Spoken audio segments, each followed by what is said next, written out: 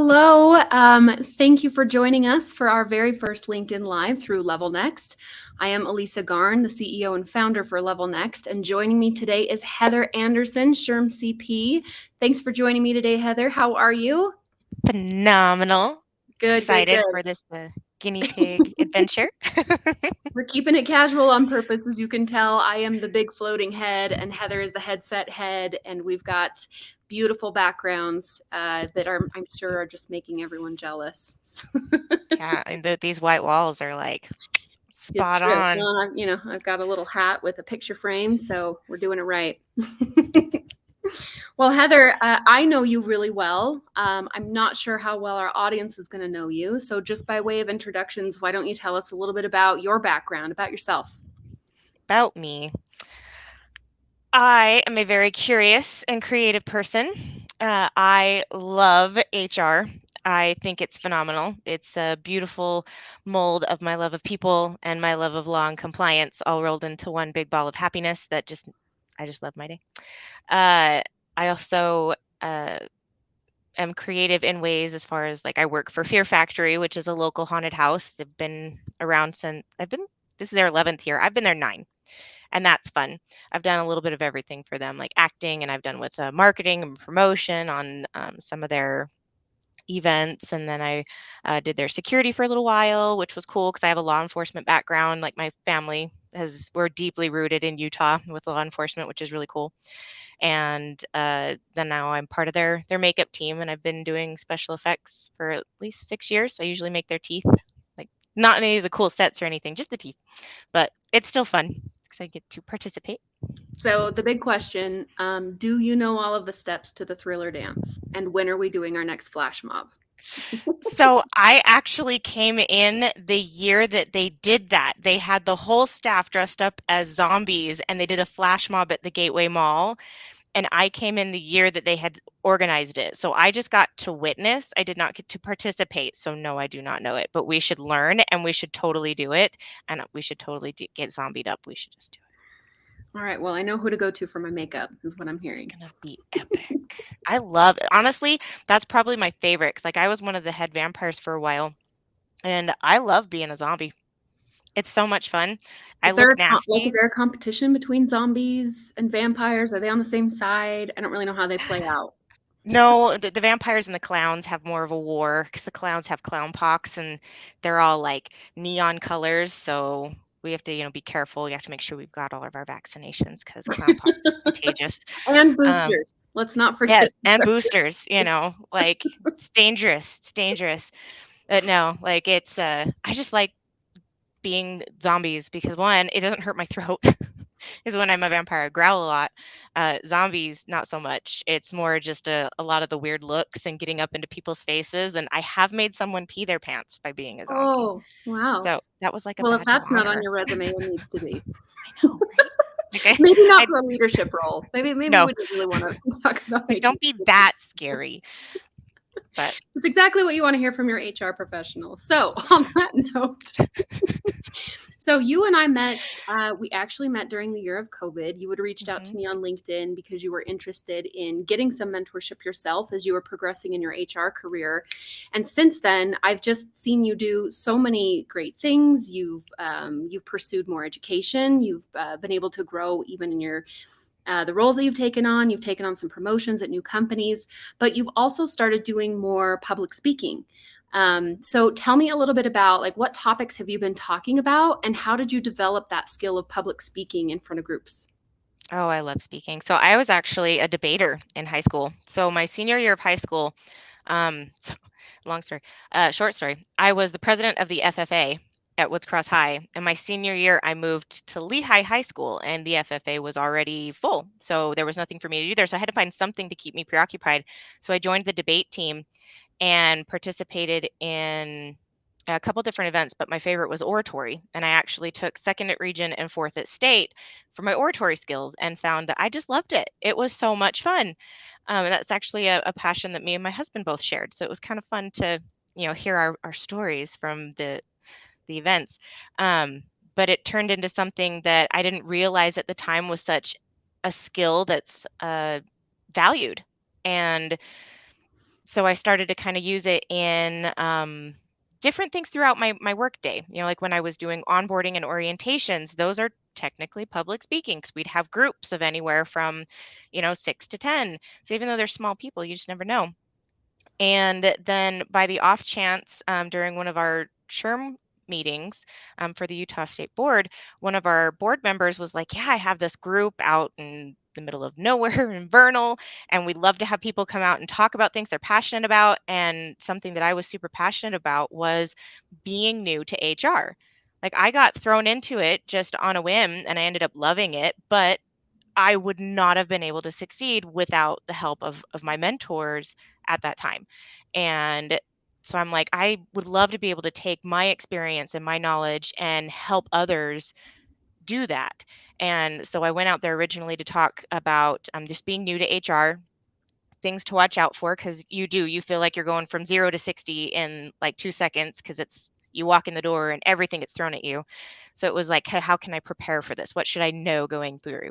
So I created a presentation for that, and then I got invited back to another HR conference that was out there, and I got to kind of revamp it a little bit. Got some awesome feedback from people there. I had a couple people go through it with me and be like, hey, like I want feedback, like I want to get better at this. Let's go.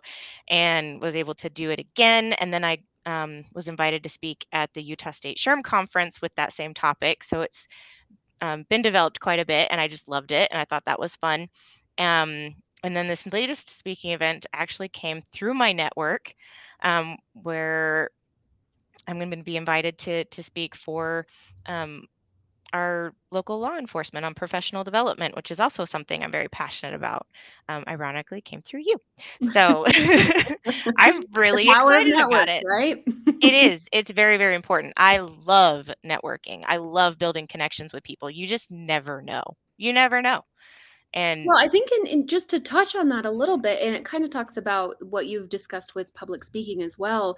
I think for a lot of people, there are these barriers of entry of either feeling like you might be imposing on the other person, or you're just going to get too nervous, or I don't have anything important to say. What's a tip that you would give people that are maybe experiencing some of those feelings of difficulty in either doing some public speaking or reaching out to potential new network connections? Like how do you start those conversations and get over some of that initial awkwardness? so there's a couple different things you can do actually. As far as like if you want to be a speaker and you really want to go do public speaking, I would always say practice. Record yourself, listen to yourself, speak to people you feel comfortable with. So like your family, your close friends, and ask them for feedback. It was really cool because it was something that I took for granted and ended up being involved in an RFP for my company, and they were all nervous about me speaking. And then when I was able to get in there and I had all my notes, like I knew exactly what I wanted to say, I had prepared for it. I was able to, impress my senior leaders with, oh, she's good. Okay, we're good. We're good. And they felt a lot more comfortable with me presenting to the client, which was really cool. Um, but even then with networking, like some people just have a hard time reaching out to people they just don't know. So find something you have in common. Um, I'm a very extroverted person, so I have zero issue walking up to somebody and being like, "Hi, I think you're awesome. We should be friends," which is exactly what I did to you. So, and other people are like, "I don't know you. I don't want to talk to you." No. So look at things that you have in common. There are some people that I've approached and just said, "Hey, I'd love to be connected with you. I see that you do XYZ, and I would love to learn more about that. Or how did you get involved in that?" And just kind of ask them questions, get to know them a little bit more, because then you feel a little bit more comfortable because you know who they are now and you can open up a little bit more. And that Yeah, way, and people love to talk about themselves. So it's that's true. easy to say, hey, that is freaking cool. How did you get into that? Or what got you into that? And essentially the same thing we're doing here. Just Yeah, ask them about them. that's true. I can't remember if I gave you this this piece of feedback when you were presenting, but I get asked those same questions as well. Like how do you, I'm getting ready to present for my first time. How do I do this? What should I expect? And one of my go-to pieces of advice is go buy the book and read it. Everybody poops. Because I think that it just sort of it brings everybody and puts them on the same playing field of removing some of that all eyes are on me and there's this judgment and things that are going on. Honestly, every time I public speak, people are very graceful and gracious when you go up and they understand that people get nervous and just being authentic. And if you have to own it and take a step back and say, you know what, guys, I'm really sorry. This is my first time and I'm excited to be here, but I am a little nervous. People are very Yes, forgiving of that. And they I really think that are. you're good at taking on that authenticity when I've seen you speak as well. Well, thanks. It's like that is actually something that I don't think most people know is I suffer from stage fright so bad. So bad. And it's something that actually I'm very grateful. It was something that I've been continuously working on. Because it was something that like I come from a family of a lot of singers. My dad is a strong singer. My aunt is a amazing singer. She used to do singing lessons and things like that. So I used to do the talent shows. And in my ninth grade talent show, I was shaking so bad that the platform I was on was literally shaking. It sounded like a drum roll. It was so bad.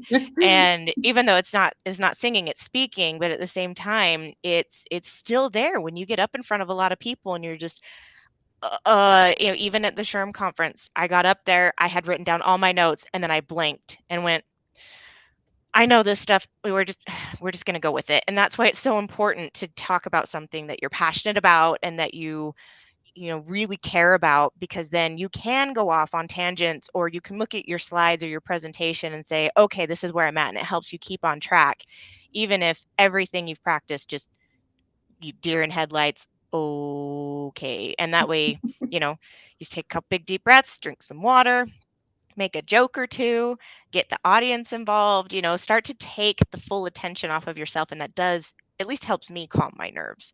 Yeah. So just different tactics, that you can do to help keep you on track, still, provide a value and still, be able to do what you came to do, but you're able to kind of manage your feelings. And then at the very end, you just go in a corner and just eat a cookie and be like, okay, I did it. Or I'm two or so proud of three. me. Right? You're like, I just bring So the whole bag. you've referenced SHRM a couple of times, which I'm very familiar with, but I don't know if everyone in our audience is. I mean, you can probably guess there's an HR in there. We've heard you say how much you love HR, but what is SHRM? So SHRM is the Society for Human Resource Management. And I found out about it by Googling because there were all these really strong HR people that I was starting to see on LinkedIn, and they had these weird initials after their names. And I'm like, I have no idea what that means. So I just Googled it and found out there's a ton more to this world that I didn't realize was. And since then, I've started to just really enjoy Googling the letters at the end of people's names and found out that really doesn't matter what industry you're in, there are support groups like SHRM for those specific industries, which is really cool. Okay, first of all, And I have to point out that you called it a support group, which, to be honest, is fair. I mean, a it's fair. professional association probably is what they would like to be referred to, That's but fair. I think we as HR professionals can attest that it's more of a support group more often than It not. It really is. It's like we're the support for the supporters, right? I mean, whether you do, so there's two big ones for HR. There's the HRCI and then SHRM, which both provide very valuable certifications to help you identify that you are a professional. You know what you're talking about, and you've gone through and you've done the training and you've got the certifications to prove it, and it just helps create some validity in the direction that you're wanting to go. And there are other professional associations out there for depending on what industry you're in, which I absolutely love. I think it's fun. I've attended some webinars for a couple different ones, like some for the healthcare sector, and some others for public sector. It's just nifty, and you don't think about those kinds of things until you just kind of bump into them. So now that I know they exist, I've gone out and started searching for them because I just find them fascinating, and the information that they present is very relevant Mhm. regardless of what area you're in. They do a lot of professional development, which is cool. And they also do a lot of things specific to your industry that they're in, which is also nifty. So yeah, like I personally like I love Sherm. I love their website. I love all the articles that I can go in and read. I love the networking opportunities. I've met some of the most amazing people through this that I can sit down and actually talk with, and they totally get what I'm saying. And I'm like, oh, you understand, which is just an invaluable tool. And I Yeah, absolutely love it. It's important to have those, meet those like-minded professionals that absolutely get what you're saying and can give you valid feedback and, can help even you understand things if you're not 100% sure what they are and help guide you in that right direction, which is part of why I love, the mentoring aspect. And when you started Up Level Next, I was like, yes, where has this been my whole life? Like, this needs to be here. So of course had to jump on board. of course. Yeah. Yeah, And, it's like, I think those that at a certain point you start to realize that that shift happens where you're a lifelong learner. You'll always be probably seeking mentors for whatever it is you're working on. But it's been fun to see you make that transition into becoming a mentor yourself and helping some of those that are following in your footsteps get to where you are now. You'd mentioned earlier, so you'd mentioned one of the areas that you really like about HR is like performance management and development. So one of the questions I have for you, for the audience specifically, like performance review season is happening, right? Like there's a lot of fourth quarter reviews, whether they do them on an annual basis or quarterly. But if you are looking at the performance review experience from the employee lens, so the one that's getting reviewed, what type of preparation do you like to see or appreciate from an HR perspective when the employee comes into that discussion? hmm, that is a really good question. It's actually been an interesting topic because I think every company does their reviews different times, right? With public sector, their fiscal year is, at least here in Utah, is, July to June. And then with a lot of other companies, they do a fiscal year of January to December. So, I mean, it's interesting how this is a topic that you will hear about really year round. And how each company presents it is very interesting. And I think if you choose to use, regardless of how you're choosing to present it to your people, have strong notes that you can actually have a conversation with them and create something that they're going to understand.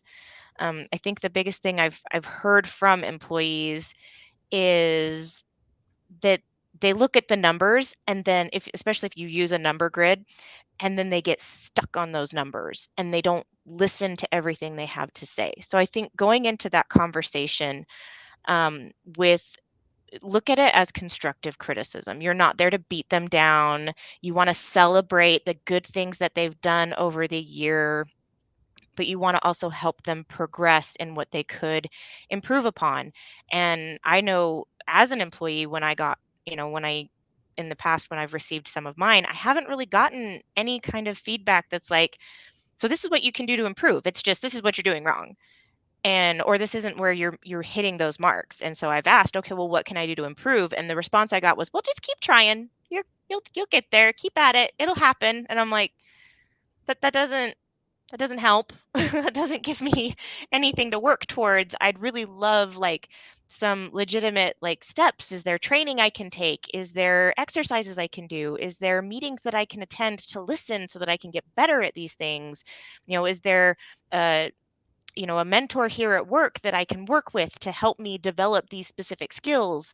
What goals can we set? Really make sure that as you're going into that, that if you want them to improve, you help give them a direction that will actually help them improve, help them So, set okay, goals. but in the case that, let's say you're in the Heather situation where Mm, you're getting criticism, you're getting mhm, feedback that you're not quite on par.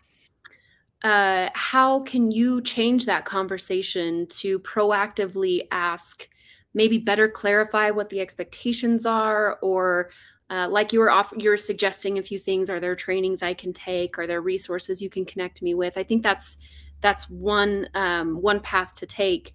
But I think that you and I both agree, especially with our professions in HR, it really is a two-part conversation. It's up to mhm. the company to set the expectations and provide the resources for that success.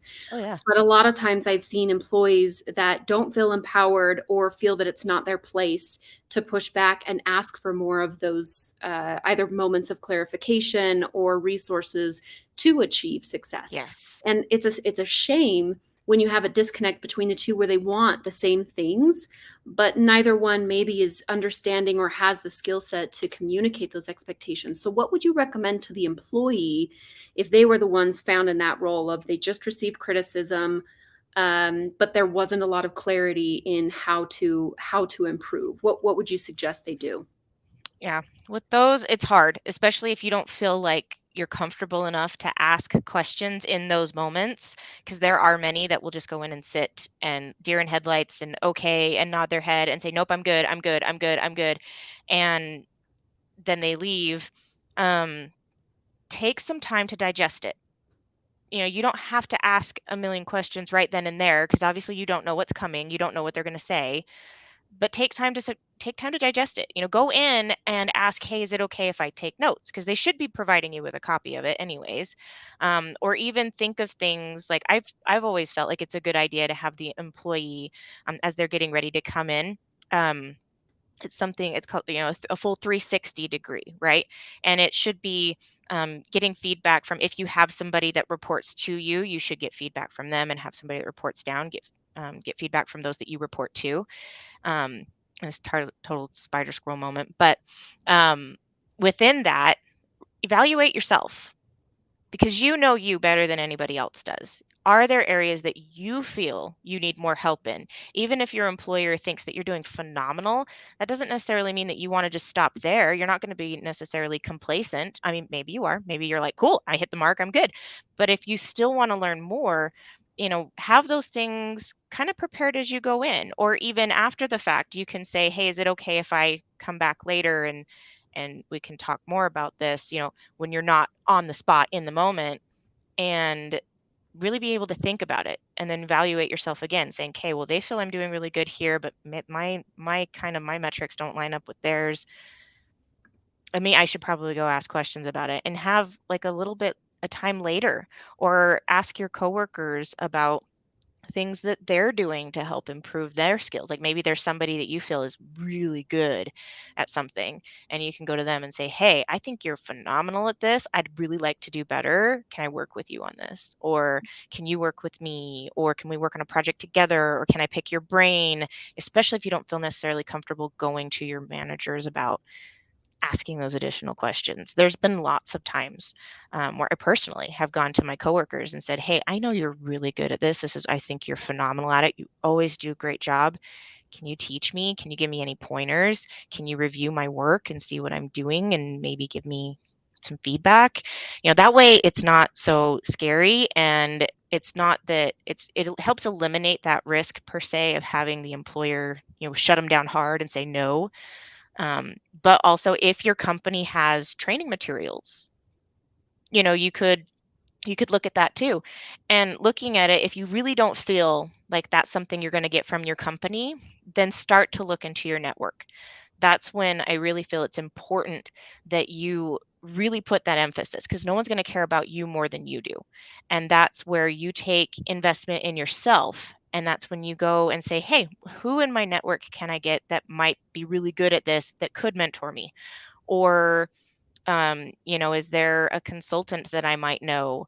Or, for all sakes and purposes and shameless plugs, Level Next, where you can go online and say, I really want help learning about this, and I don't know anybody. Is there somebody in that network that might be able to help?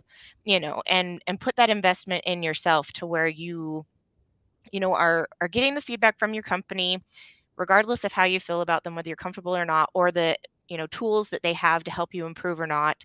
You should still take charge of that investment in yourself in a way that you feel comfortable, because if you don't feel comfortable about it, you're not going to be invested in doing it.